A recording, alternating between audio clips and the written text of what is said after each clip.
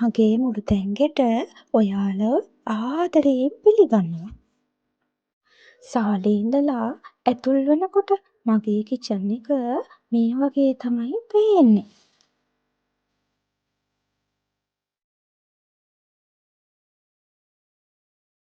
ඉතින් මගේ වැඩ පහසුවෙන් කරගන්න බ්ලෙන්ඩර් එකයි, ටෝස්ටර් එකයි, එයාර් ෆ්‍රයර් එකයි මම එතනින් තියාගෙන තියෙනවා. මොකද මේ තුනෙන්ම එක සැරේ වැඩ ගන්න මට ඕනි වෙන්නේ නැහැනේ. මොකද එක සැරේ එක ප්ලග් පොයින්ට් එකක් විතරයි එතන මට පාවිච්චි කරන්න පුළුවන්.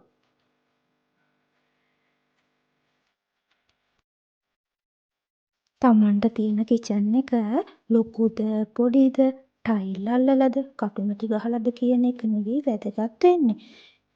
පිරිසිදුකමයි පිළිවෙලයි තියෙන දකින කෙනෙකුට ආස හිතෙන ඉන්න හිතෙන තැනක් කරගන්න පුළුවන්කම තියෙන්නේ අපිටම තමයි. මම නම් යාළුවනේ පැන්ට්‍රි ටොප් එක උඩ වැඩිය බඩු ගොඩ ගහගන්න ආස කෙනෙක් නෙවෙයි. මට කිචන් එක දිහා බලනකොට බඩු අඩුවෙන් පිරිසිදුව පිළිවෙලට තමයි තියෙන්න ඕනේ. එතකොට තමයි නිදහස් මනසකින් රසයට කෑම ටික හරි පිළියෙල කරලා දෙන්න හිතෙන්නේ. නිවසක ජීවනාලිය බඳු මුළු තැන්ගෙය පවුලේ සමාජිකයින්ගේ කුස පුරවනවා වගේම හිතත් පුරවන තැනක් බවට අපි පත් කරගන්න ඕනේ. පැන්ට්‍රි කබඩ් නම් තාම පහළ කොටසේ විතරයි හදලා තියෙන්නේ. තියෙන ටිකත් හොඳටම ඇතිනේ අපි තියෙන බඩු පිළිවෙලට තියාගත්තාම. ඔන්න බොරුද කියලා බලන්නකෝ යාළුවනේ. මේ තමයි මගේ ටී කෝන එක. ඒකේ තියෙන ඔය ලීලාක් වගේ මම්ම තමයි මට ඕන විදියට හදාගත්තේ. එතනට යන ලොකු ඉඩක් මට ඒ නිසා අඩු කරගන්න පුළුවන් වුණා. කිචන් එක ලස්සනට තියාගන්න හැමෝම වගේ ආසයිනේ. ඒක නිසාම තමයි මම මේ වීඩියෝ එක කරන්න හිතුවේ. මගේ කිචන් එක දිහාත් බලලා ඔයාලට යම් අදහසක් ගන්න පුළුවන් නම් ඒක මට ලොකු සතුටක්. ඒ වගේම තමයි ඔයාලගේ අදහසුත් මට කමෙන්ට් එකකින් හරි දෙන්න අමතක කරන්න එපා.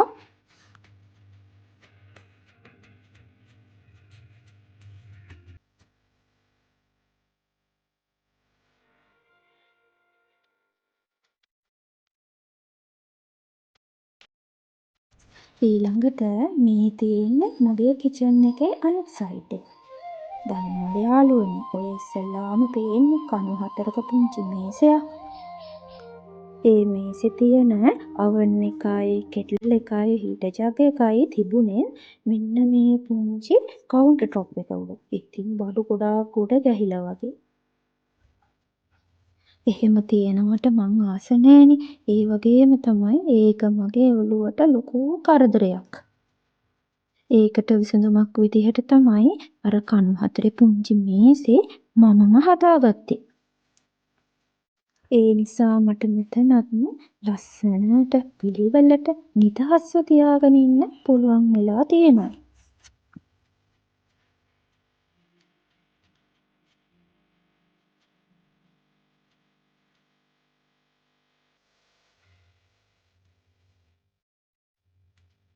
මෙතන තියෙන ඔයිල් බොටල්ස්, ස්පයිසි බොටල්ස්, මේ ස්පූන් සෙට් හැම එකම මම සැරෙන් සැරේට ගත්ත ඒවා.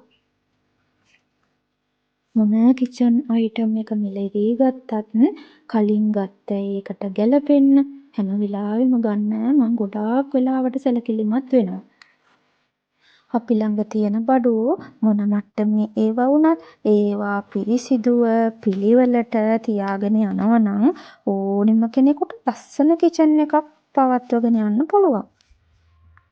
බලන්නකෝ මගේ මේ පැත්තේ උඩ යට දෙකේම පැන්ට්‍රි කබඩ්ස් තාම හදලා නැහැ. ඒ වුණාට යට කර්ටන් එකක් දාලා ආවරණය කරලා තියෙන නිසා මට ඒ අඩුව ලොකුවට දැනෙන්නේ නැහැ. ඉතින් කවුරු හරි ආවම කෑම දෙන්න, තේ එකක් දෙන්න පුංචි කෑම මේසෙකුත් මම කිචන් එකේම තියාගෙන ඉන්නවා.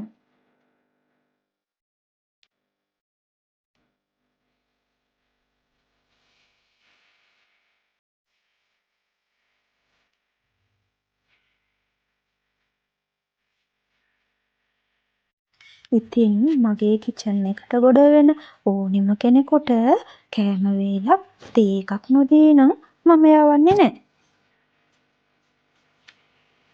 කෑම ටික නම් තාම ඉඩන ගමන් තමයි තියෙන්නේ. චුට්ටක් කොහොම ඉන්නකෝ.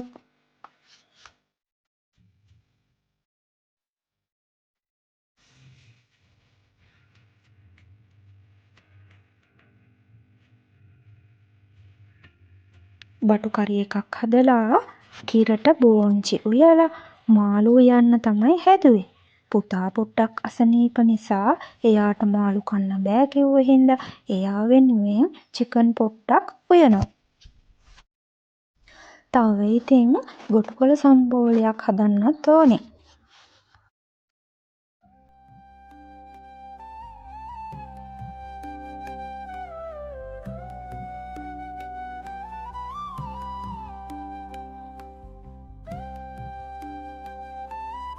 මෙන්න එක හොඳයිනේ.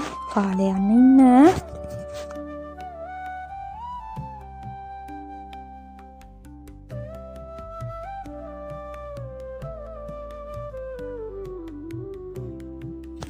කතාවෙන් මට හාල් එක තියන්නත් අමතක වෙලානේ.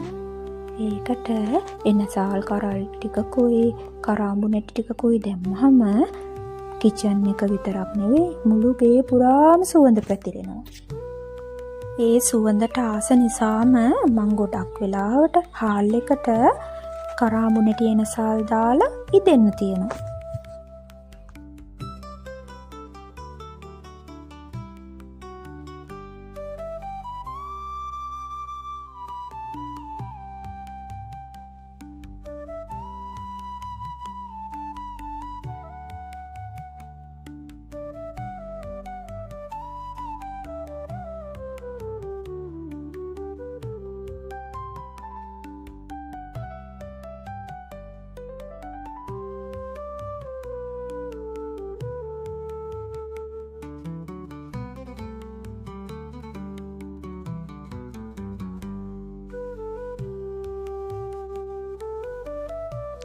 බත් එක ඉදෙනකන් ඉන්නකෝ අපි තේ එකක් බීලා ඉමු.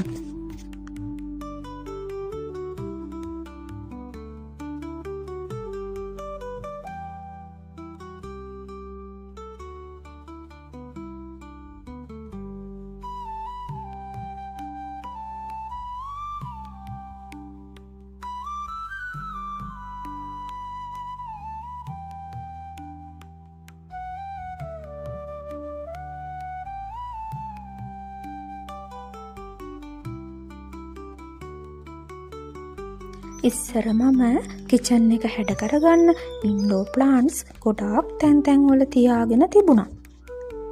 කාලයක් යනකොට ඒකාකාරී වගේ නිසා ඒ ටික ඔක්කොම එළියට දාලා මේ වගේ මල් මමම නිර්මාණය කරලා හැඩ කරගන්න පුරුදු වුණා.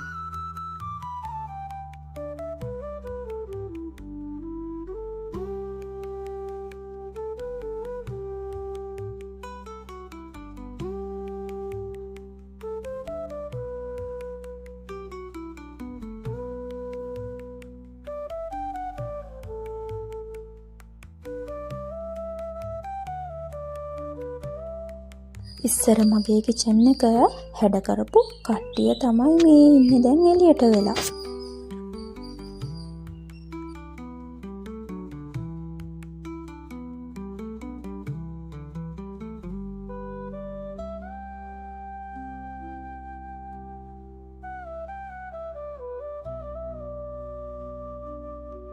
අපේ ගෙදර මල් වට්ටියක් වගේ නිතරම අස් වෙන හැඩ වෙන දෙයක් තමයි අපේ ගෙදර තියෙන පළතුරු කූඩේ. එන්නකෝ අපි ඒකත් ලස්සනට අස් කරන්න. ඉතින් කෑම ඉදලා තියෙන්නේ. තේ බීලා, කෑම කාලා, පළතුරුත් කාලම යන්න පුළුවන්.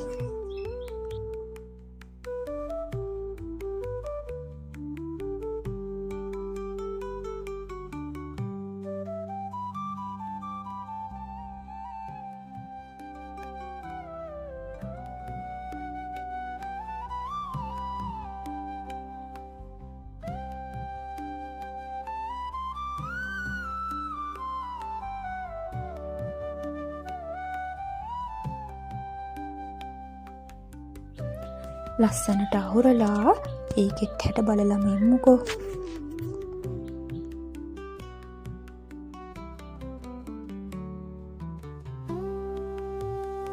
අපි කරන ඕනෑම වැඩක් පිළිවෙලට ලස්සනට කරාම ඒ ඕනෑම වැඩක මොකක් හෝ සුන්දරත්වයක් අපිට විඳගන්න පුළුවන්. ඉතින් මගේ කිචන් එක ලස්සනයි නම් මාව සබ්ස්ක්‍රයිබ් කරන්න, ලයික් කරන්නත් අමතක කරන්න එපා. මගේ කිචන් එකට ගොඩ වුණ ඔයාලා හැමෝටම ගොඩාක් ස්තුතියි. ආදරේ හැමෝටම. ගිහිල්ලා එන්නම්. තෙරුවන් සරණයි.